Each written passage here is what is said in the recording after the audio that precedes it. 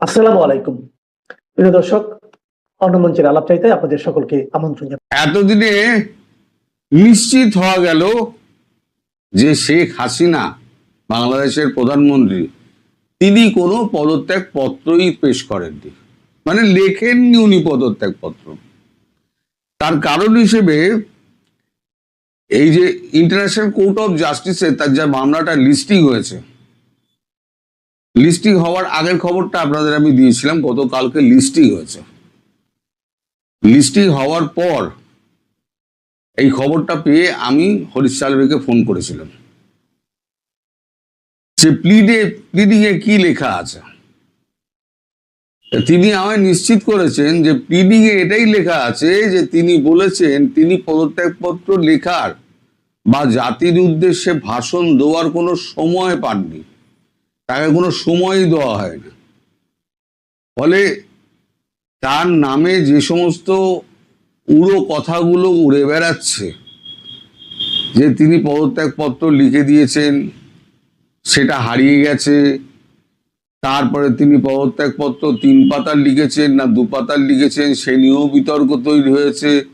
আবার কেউ কেউ বলছেন যে তিনি ভ্যানিটি ব্যাগে পড়ে আবার পদত্যাগপত্র নিয়ে চলে গেছেন। যে মানুষটা পদত্যাগপত্র লেখেনি তার পদত্যাগপত্র নিয়ে এত হইচই। যদিও হইচইটা আমি প্রথম শুরু করেছিলাম যে আইসিজেতে তিনি যাচ্ছেন, গিয়ে তিনি দেখাবেন যে আমি পদত্যাগ করিনি, সুতরাং আমি বৈধ প্রধানমন্ত্রী। এখন সে যাই হোক, তারপর থেকে পদত্যাগপত্র নিয়ে খুব হইচই শুরু হলো। এখন যে লেটেস্ট খবরটা সেটা হচ্ছে যে তিনি কোনো পদত্যাগপত্র লেখেননি এবং তিনি সঙ্গে করেও আনেননি। সেটা যে ইন্টারন্যাশনাল কোর্ট অফ জাস্টিসে তার যে প্লিডিং অ্যাপ্লিকেশন আছে, প্লিডিং কপি, সেই প্লিডিং কপিতে তিনি পরিষ্কার জানিয়েছেন, আমার হরিশ সালভে এইটা জানিয়েছেন। এবার যখন এবার লিস্টিং হয়েছে, যখন এবার এটা উঠবে কোর্টে, যখন মামলাটা উঠবে, সেই মামলাটা ওঠার পর বাংলাদেশ সরকারের পক্ষ থেকে তো একটা উকিল আসতে হবে, যাকে যে দেশের উকিল দাঁড় করান, তাকে যখন জিজ্ঞেস করা হবে আপনারা সরকার গঠন করলেন তাহলে পরে কিসের ভিত্তিতে করলেন। প্রধানমন্ত্রী তো বলছেন তিনি পদত্যাগ করেননি, তিনি পূর্ণ মেয়াদ পূর্ণ উনি করবেন। আমরা দেশে এমন অস্থির অবস্থা তৈরি করেছিলেন যে ওনাকে মানে কিছু সময়ের জন্য দেশের বাইরে চলে যেতে হয়েছিল।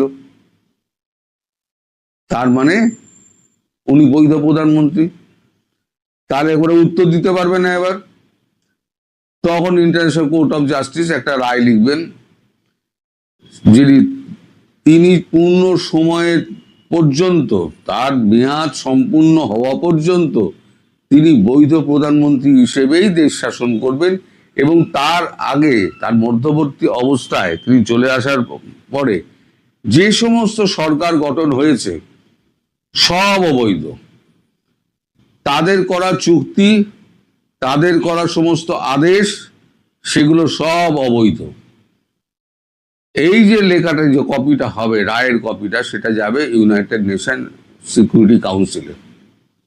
ইউনাইটেড নেশন সিকিউরিটি কাউন্সিল এই 196টা দেশে তার একটা কভারিং লেটার করে চিঠি পাঠিয়ে দেবেন, কারণ সবাইকে জানাতে হবে না তিনি বৈধ প্রধানমন্ত্রী।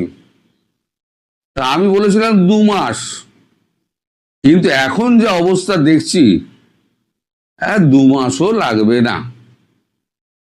তার কারণ হিসেবে গতকালকে একটা দুঃখজনক ঘটনা পেলাম। তোফায়েল আহমেদ, তিনি বঙ্গবন্ধুর দীর্ঘকালের সঙ্গী এবং এই মানে স্বাধীনতার যুদ্ধে তিনি বরাবর বঙ্গবন্ধুর সঙ্গেই ছিলেন, তিনি দেহ রেখেছেন। তার আত্মার শান্তি কামনা করি। কিন্তু তারপর তার জানাজার পর গুলশানে, ঢাকার গুলশানে জানাজার পর যে কাণ্ডটি হলো,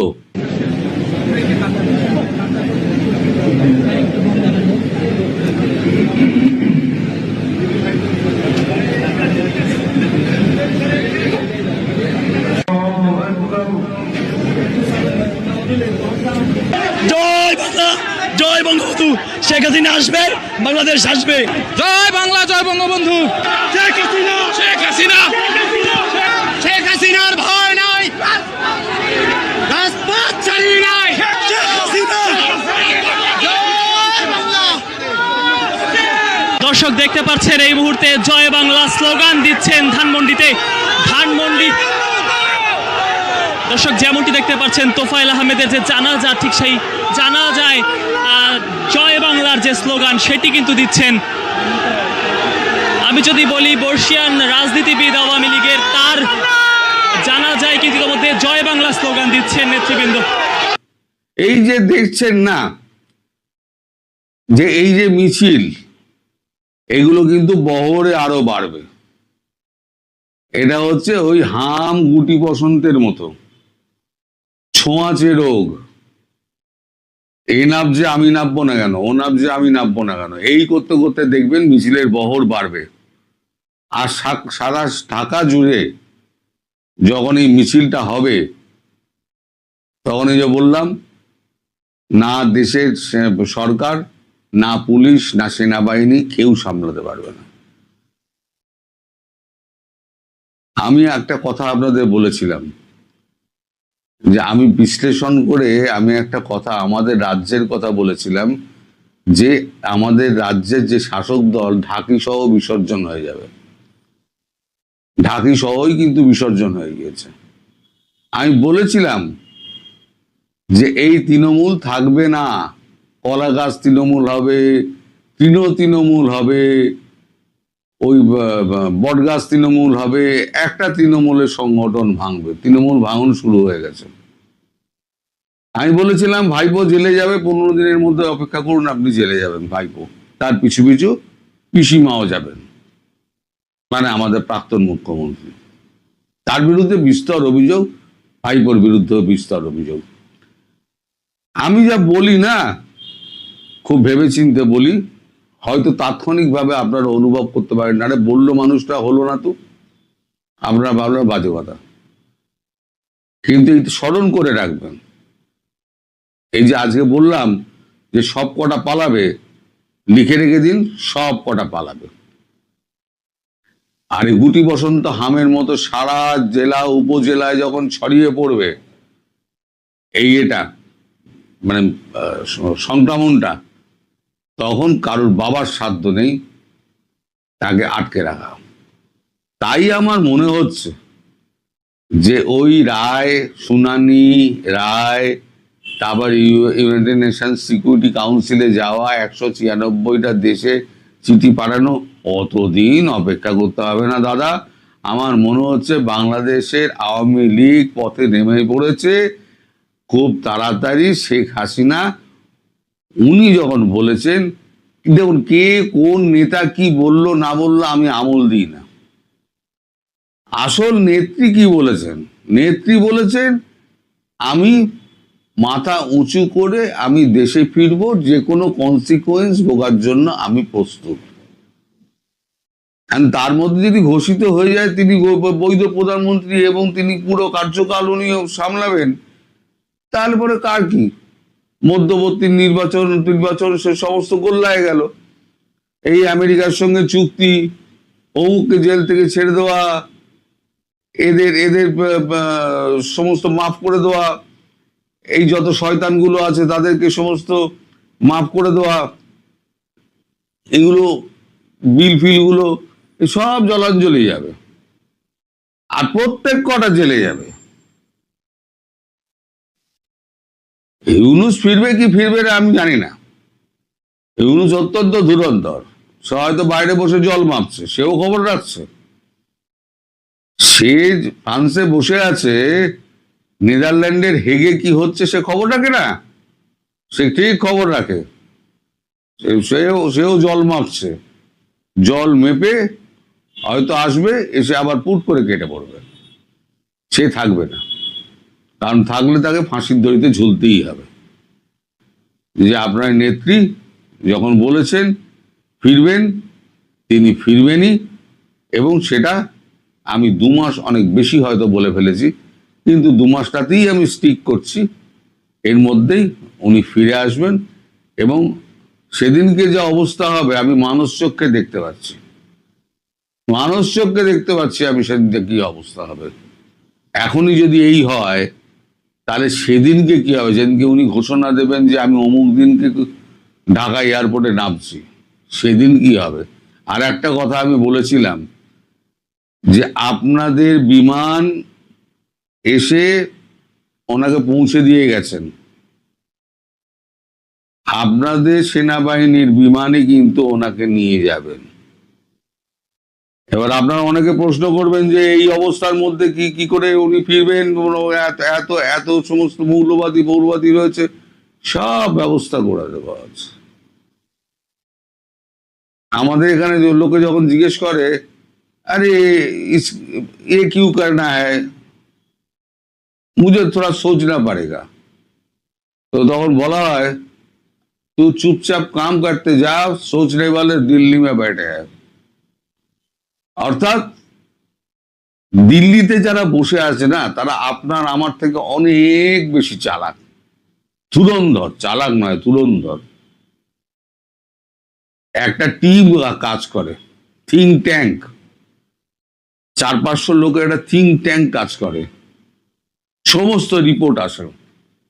এবং জানবেন আমাদের এখানে যে সমস্ত রিপোর্ট, ইন্টেলিজেন্সের রিপোর্ট আমাদের কাছে যায়, আমাদের সাউথ ব্লকে যায়, সেই রিপোর্টের একটা কপি কিন্তু শেখ হাসিনার কাছেও যায়। বাংলাদেশ সংক্রান্ত, শুধু বাংলাদেশ সংক্রান্ত শেখ হাসিনার কাছেও যায়।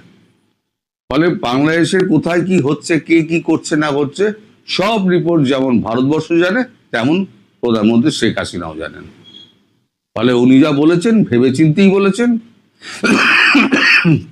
এবং উনি আসবেন যখন বলেছেন দেশে, তখন জানবেন উনি আসবেন। আজকে ভিডিও সংরক্ষণ করে রাখুন, যদি না ফলে তখন আমায় যা বলার আপনারা গালি দিতে পারেন। সবাই ভালো থাকবেন, সুস্থ। বাকি থাকে না ছাত্রলীগের এই নেতা কর্মীরা, তাদেরকে চিহ্নিত করা হবে, তাদেরকে গ্রেফতার করবে, এর আর পরোয়া করতে পারছেন না। এই 2024-এর আগস্টের পর থেকে তাদের নেতাকর্মীদের সারা দেশে যে মানবেতর জীবন যাপন করতে হচ্ছে, কিংবা ছাত্রদের যখন ছাত্রত্ব কেড়ে নেওয়া হয়েছে, যেভাবে তাদের পিঠ দেয়ালে ঠেকে গেছে, তখন রাজপথ যে তাদের দখলে রাখতে হবে, সেটা বুঝেই ছাত্রলীগের নেতাকর্মীরা তাদের চেহারা দেখানো, পরিচয় জানিয়ে দেওয়ার বিষয়টা আর কিছুতেই পরোয়া করতে পারছেন না। আওয়ামী লীগ এবং তার অঙ্গ সংগঠনের নেতাকর্মীদের একটা প্রত্যাশা এবং ধারণা ছিল যে নির্বাচিত একটা সরকার ক্ষমতায় এলে আওয়ামী লীগ, ছাত্রলীগ সহ এর অঙ্গ সংগঠনগুলোর ওপর যে রাজনৈতিক কার্যক্রমে নিষেধাজ্ঞা দেওয়া আছে সেটা শিথিল হবে, উঠে যাবে, এবং তারপর রাজনৈতিক কার্যক্রমে স্বাভাবিকভাবে ফিরে আসার মাধ্যমে আওয়ামী লীগ, ছাত্রলীগ, আওয়ামী লীগের অন্যান্য অঙ্গ সংগঠন সমূহের নেতা কর্মী সমর্থকেরা একটা স্বাভাবিক জীবনে ফিরতে শুরু করবেন। এবং সেজন্যে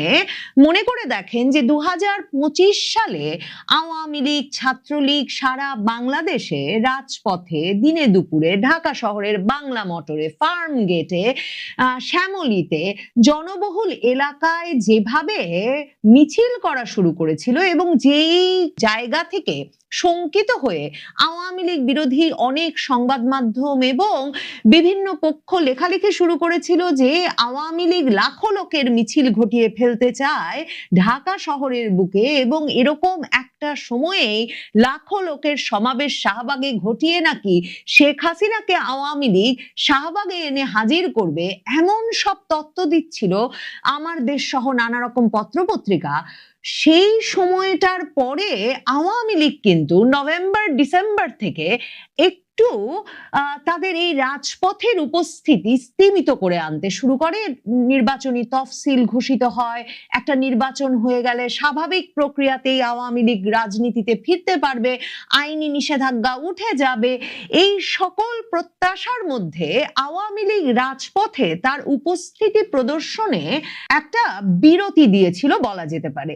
আবারও যখন পরিস্থিতিটা এমন যে পরিষ্কার হয়ে গেছে যে শুধু যে তারেক রহমান সরকার আইন করে বরং আওয়ামী লীগের রাজনৈতিক কার্যক্রম নিষেধাজ্ঞা বলবৎ রাখার ব্যবস্থা করেছেন তাই নয়, রীতিমতো মানে কোথায় কোন গোপন বৈঠকে মিলিত হয়ে আওয়ামী লীগের নেতা কর্মীরা কিংবা ছাত্রলীগের নেতা কর্মীরা কোথায় বসে পরিকল্পনা করছেন, মানে রীতিমতো অভিযান চালিয়ে বিভিন্ন জায়গা থেকে আওয়ামী লীগ ছাত্রলীগের নেতা কর্মীদের ধরা অব্যাহত আছে। ঝটিকা মিছিল হয়ে যাওয়ার পর ভিডিও দেখে দেখে খুঁজে খুঁজে বের করে করে গ্রেফতার করা হচ্ছে কাজেই। এবং এখন পর্যন্ত আওয়ামী লীগের একেবারে বর্ষিয়ান শীর্ষ নেতৃবৃন্দ থেকে শুরু করে ছাত্রলীগ কিংবা যুবলীগ অঙ্গ সংগঠনের কোনো নেতা কর্মী সমর্থক কাউকে এখন পর্যন্ত জামিন দেয়নি তারেক রহমান সরকার। তখন আওয়ামী লীগ রাজপথে তার উপস্থিতি আবারও জানান দিতে যে প্রস্তুত হয়ে উঠেছে তার সকল সংকেত পরিষ্কার হয়ে উঠছে। বিশেষভাবে তখন যখন শেখ হাসিনা আন্তর্জাতিক সংবাদ মাধ্যমে সাক্ষাৎকার দিয়ে স্পষ্ট করে বলেছেন তিনি দেশে আসতে প্রস্তুত, সংবাদ মাধ্যমে খবর বেরিয়েছে, তিনি আওয়ামী লীগের শীর্ষ নেতৃবৃন্দকে জানিয়ে দিয়েছেন তিনি দেশে ফিরে বিচারের মুখোমুখি হতে চান এবং আওয়ামী লীগের শীর্ষ নেতৃবৃন্দকে দায়িত্ব দেওয়া হয়েছে যাতে যেদিন শেখ হাসিনা ফিরবেন সেদিন ঢাকার রাজপথ প্রস্তুত রাখা হয়। ঢাকার রাজপথ, বাংলাদেশের রাজপথ, দল প্রস্তুত হয়ে উঠেছে। শেখ হাসিনা সে কথাও আন্তর্জাতিক সংবাদ মাধ্যমের সাক্ষাৎকারে বলেছেন যে তার দল নেতা কর্মীরা সম্পূর্ণত প্রস্তুত শেখ হাসিনার দেশে ফেরার জন্য, আওয়ামী লীগের রাজনৈতিক কার্যক্রম ফিরিয়ে আনার জন্য প্রয়োজনীয় যে কোনো কর্মসূচিতে অংশ নিতে। এমন অবস্থায় ছাত্রলীগ একই দিনে জুন মাসের প্রথম দিনে এমন সব মানে চমক জাগানো কর্মসূচি ঘটিয়ে ফেলেছে যে বুঝতে বাকি থাকে না যে ছাত্রলীগ একটা বড় প্রস্তুতির মধ্য দিয়ে যাচ্ছে। তবে বিস্ময়কর ব্যাপার হচ্ছে এরকম একটা তরুণদের সংগঠন, যে সংগঠনটি রীতিমতো সবার আগে নিষিদ্ধ হয়েছে, আওয়ামী লীগের আগেও একে নিষিদ্ধ করা হয়েছে, ছাত্রলীগ করেন এই অভিযোগে সারা বাংলাদেশে শত শত ছাত্র ছাত্রী শিক্ষার্থীর ছাত্রত্ব বাতিল হয়েছে, আগে নেওয়া ডিগ্রি বাতিল করে ফেলা হয়েছে। এমনকি ছাত্রলীগ করেন যে তরুণ, তার বাবা মা চাচাকে আক্রমণের শিকার হতে হচ্ছে, হত্যা করে ফেলা হচ্ছে বাড়িতে ঢুকে জায়নামাজে নামাজ পড়ার সময় মাকে, এসব খবর যখন বেরিয়ে আসছে, এমনকি ছাত্রলীগ করেন ভাই সেজন্য স্কুলে পড়া বোনটি পর্যন্ত নিরাপদে স্কুলে যেতে পারছে না, সে কারণে জায়গা বদল করতে হচ্ছে, এসব গল্প যখন সারা বাংলাদেশে ছড়িয়ে পড়েছে, যখন তরুণদের বিপুল পরিমাণ সম্পদ অর্জনের এবং মববাজি করে শক্তি দেখানোর দল বাংলাদেশে গঠিত হয়ে গেছে জাতীয় নাগরিক পার্টি এনসিপি, তখন যে এখনো হাজার হাজার লাখ লাখ শত শত তরুণ ছাত্রলীগের রাজনীতি করছেন, ছাত্রলীগের রাজনীতির মিছিলে এমন বিপদের সময় গ্রেফতার হবেন এটা জেনেও যোগ দিচ্ছেন এবং মাস্ক ছাড়া কোন সংগঠনের তারা কর্মী সেটা জানান দিয়ে রাজপথে নেমে চট্টগ্রাম শহরের বুকে একেবারে মিছিলে প্রকম্পিত করে তুলতে পারছেন, সেটা বিস্ময়কর বটে। ছাত্রলীগের এমন একটা মিছিল চট্টগ্রামের ব্যস্ততম জিইসি মোড় থেকে হয়েছে, যেই মিছিলটিকে রীতিমতো বড় মিছিল বলে লিখতে বাংলাদেশের সংবাদ মাধ্যম বিপুল বাধার মধ্যেও বাধ্য হচ্ছে।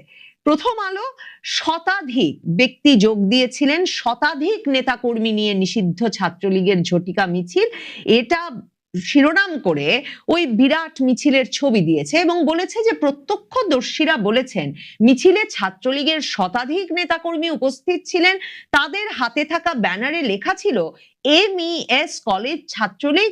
মিছিলটি ২ নম্বর গেটের আশপাশ থেকে শুরু হয় বলে জানা গেছে এবং চট্টগ্রাম নগরের জিইসি মোড় এলাকায় ওই ঝটিকা মিছিলের একাধিক ভিডিও আজ সোমবার সামাজিক যোগাযোগ মাধ্যমে ছড়িয়ে গেছে। সংগঠনের ওমরগনি এমইএস কলেজ শাখার নেতাকর্মীরা মিছিলটি করেছেন। সত্যি শুধুমাত্র ওমরগনি এমইএস কলেজ শাখার নেতাকর্মী যারা নিজেদেরকে ছাত্রলীগ পরিচয় দিয়ে একটা এত বড় মিছিল চট্টগ্রাম মহানগরীতে করে ফেলতে পারেন, সেই ব্যক্তি ব্যক্তিরা মিলে একটা মিছিল করে ফেলেছেন, তাহলে পুরো চট্টগ্রামের ছাত্রলীগের বিভিন্ন নেতাকর্মী যদি বিভিন্ন শিক্ষা প্রতিষ্ঠান থেকে নেমে আসেন, তাহলে মিছিলটার আকার কি হবে সম্ভবত সেটা মনে করেই অনেক আওয়ামী বিরোধী শিবির থেকেই এই প্রশ্ন তোলা হচ্ছে যে এই শতাধিকের মিছিল যে চট্টগ্রাম শহরের বুকে ঘটে যেতে পারলো পুলিশের নাকের ডগায়, তাহলে লাখের মিছিল বের হতে আর বেশি বাকি কই। দেখেন, প্রথম আলো পাঁচলাইশ থানার ভারপ্রাপ্ত কর্মকর্তা ওসি জাহিদুল ইসলামকে জিজ্ঞেস করেছিলেন যে কি করে এমন একটা মিছিল হতে পারত। তখন তারা বলেছেন, আমরা ঘটনাস্থলে গিয়ে কাউকে পাইনি, তবে ঘটনার ভিডিওগুলো পর্যালোচনা করা হচ্ছে, জড়িত ব্যক্তিদের শনাক্ত করে গ্রেফতার করা হবে। কিন্তু সংবাদ মাধ্যমের অন্য খবরে বোঝা যাচ্ছে, যেমন বাংলা নিউজ 24-এ বোঝা যাচ্ছে চট্টগ্রামেও আজ শুধু একটা মিছিল হয় নাই, চট্টগ্রামে পৃথক দুই স্থানে দুটো বিক্ষোভ মিছিল হয়েছে। একদিকে জিইসি মোড়ে, তো চট্টগ্রামের একদম ব্যস্ত জিইসি মোড় এলাকায় তো মিছিলটা হয়েছেই, ওমরগনি এমইএস কলেজ শাখার নেতৃবৃন্দ যে নেতাকর্মীরা যে মিছিলটা করেছেন। অন্যদিকে চট্টগ্রামের আনোয়ারা উপজেলার পিএবি সড়কের চাতরি চৌমুহনী এলাকাতেও একটা মিছিল হয়েছে এবং ওই মিছিলের 1.5 মিনিটের ভিডিও সামাজিক যোগাযোগ মাধ্যমে ছড়িয়ে পড়েছে। এখন বাংলা নিউজ 24 বলছে যে ওমরগনি এমইএস কলেজ শাখার নেতাকর্মীদের মিছিল থেকে জয় বাংলা, শেখ হাসিনা আসবে সহ বিভিন্ন স্লোগান দেওয়া হয় এবং যেই মিছিলটাকে বড় মিছিল হিসেবে অভিহিত করছে বাংলা ট্রিবিউনও, সেই মিছিলটি সম্পর্কে বাংলা নিউজ 24 লিখছে যে ওই মিছিলের ভিডিও নাকি ভাইরাল হয়ে গেছে। তারা বলছে ভাইরাল হওয়া ভিডিওতে দেখা যায় নগরের নাসিরাবাদ সরকারি উচ্চ বিদ্যালয়ের বিপরীত পাশ থেকে মিছিল নিয়ে জিইসি মোড়ের দিকে অগ্রসর হন নেতা কর্মীরা। আজকে সোমবার দিনে 1 জুন সকালবেলায় ছাত্রলীগ ঢাকা বিশ্ববিদ্যালয়ে একটা মৌন মানববন্ধন করেছে, রীতিমতো ডাকসুর ভবনের সামনে দাঁড়িয়ে 6 দফা দাবিতে ঢাকা বিশ্ববিদ্যালয়ের কেন্দ্রীয় ছাত্র সংসদ ডাকসু ভবনের সামনে ঈদের ছুটির মধ্যে ওই মৌন মানববন্ধন কর্মসূচি পালন করে 6 দফা দাবি উত্থাপন করেছে ছাত্রলীগ এবং সেখানে তারা বলেছে যে অন্তর্বর্তীকালীন সরকারের প্রধান উপদেষ্টা ডক্টর মোহাম্মদ ইউনূসের বিরুদ্ধে বিভিন্ন অভিযোগ এনে তারা তার ফাঁসির দাবি জানিয়েছেন। সংগঠনটির দাবি, প্রধান উপদেষ্টা হামেদ টিকার অর্থ আত্মসাৎ করেছেন, শিশু মৃত্যুর ঘটনার সঙ্গে জড়িত এবং সংগঠনটির উত্থাপিত 6 দফার দাবির মধ্যে রয়েছে সারা দেশে সংগঠনটির নেতাকর্মীদের বিরুদ্ধে দেওয়া বহিষ্কারাদেশ ও মামলা প্রত্যাহার, গ্রেফতার হওয়া কর্মীদের নিঃশর্ত মুক্তি এবং নতুন করে এই যে শোন অ্যারেস্ট দেখানো হয়, মানে ওই যে জামিন হয় আর তারপরে কারাগার থেকে বের হওয়ার সময় আবার নতুন মামলায় শোন অ্যারেস্ট দেখানো হয়, এটা বন্ধ করতে হবে। এছাড়া ছাত্রলীগের পক্ষ থেকে ওই মৌন মানববন্ধন থেকে ডাকসু ভবনের সামনে দাঁড়িয়ে নারী শিশু হত্যা, ধর্ষণ, মাদ্রাসায় শিশু নির্যাতন, অনলাইনে নারী হয়রানির সঙ্গে জড়িতদের চিহ্নিত করে দৃষ্টান্তমূলক শাস্তি নিশ্চিত করার দাবি জানানো হয়। অবৈধ প্রজ্ঞাপনের মাধ্যমে দলীয় নিয়োগ বন্ধ, শিক্ষক লাঞ্ছনার ঘটনার বিচার এবং শিক্ষকদের সামাজিক মর্যাদা পুনঃপ্রতিষ্ঠার দাবি তুলে ধরা হয়। সবচেয়ে উল্লেখযোগ্য হচ্ছে যে এই মানববন্ধনে কারা অংশ নিয়েছেন। একদিকে যেমন যে ছবি তাদের প্রকাশ করা হয়েছে, সে ছবিতে সেটা খুব পরিষ্কারভাবে ঢাকা বিশ্ববিদ্যালয়ের ছাত্ররা, বিশেষ করে এই যে ডাকসুর যে শিবির নেতারা, তারা নিশ্চিতভাবে চিনতে পারবেন, কারণ তারা তো 2024-এর আগস্টের আগে ছাত্রলীগের রাজনীতি করছিলেন, এই সাদিক কায়েম ফারহাদরা, কাজেই তারা যে চিনতে পারবেন সেদিক থেকে কোনো সন্দেহ তো নাই। কিন্তু আরো উল্লেখযোগ্য তাৎপর্যপূর্ণ বিষয় হচ্ছে যে ওই মৌন মানববন্ধনে কারা অংশ নিয়েছেন সেটা রীতিমতো সংবাদ মাধ্যমে বিবৃতি দিয়ে জানিয়ে দেওয়া হয়েছে। খবরে লেখা হচ্ছে ওই ডাকসুর সামনে দাঁড়িয়ে মৌন মানববন্ধনে অংশ নেন ঢাকা বিশ্ববিদ্যালয় শাখা ছাত্রলীগের উপ আন্তর্জাতিক সম্পাদক শেখ মোহাম্মদ নাইম, মানবাধিকার বিষয়ক সম্পাদক শিবলি সাদিক, মুক্তিযুদ্ধ বিষয়ক সম্পাদক রাজীব জামান, বিজয় 71 হল শাখা ছাত্রলীগের সাংগঠনিক সম্পাদক মুহিবুল ইসলাম, কবি জসিমউদ্দিন হল শাখার উপ দপ্তর সম্পাদক সাব্বির হোসাইন খোকা, স্যার এফ রহমান হল শাখার উপ সাংস্কৃতিক সম্পাদক ইমরান হোসাইন সহ নিষিদ্ধ সংগঠনটির আরো নেতাকর্মীরা। তার মানে বুঝতে বাকি থাকে না ছাত্রলীগের এই নেতাকর্মীরা তাদেরকে চিহ্নিত করা হবে, তাদেরকে গ্রেফতার করবে, এর আর পরোয়া করতে পারছেন না। এই 2024-এর আগস্টের পর থেকে তাদের নেতাকর্মীদের সারা দেশে যে মানবেতর জীবন যাপন করতে হচ্ছে, কিংবা ছাত্রদের যখন ছাত্রত্ব কেড়ে নেওয়া হয়েছে, যেভাবে তাদের পিঠ দেয়ালে ঠেকে গেছে, তখন রাজপথ যে তাদের দখলে রাখতে হবে সেটা বুঝেই ছাত্রলীগের নেতাকর্মীরা তাদের চেহারা দেখানো, পরিচয় জানিয়ে দেওয়ার বিষয়টা আর কিছুতেই পরোয়া করতে পারছেন না। শেখ হাসিনা সেটাকেই বোধহয় বলছেন যে আর দেরি করা চলে না, প্রস্তুত তিনি, প্রস্তুত তার নেতাকর্মীরা, এবং সেজন্যই বোধহয় তিনি দেশে ফিরে বিচারের মুখোমুখি হতে, জেলে যেতে, প্রয়োজনে ফাঁসির মঞ্চে যেতে প্রস্তুত বলে তার দলের নেতাকর্মীদের জানিয়ে দিয়েছেন।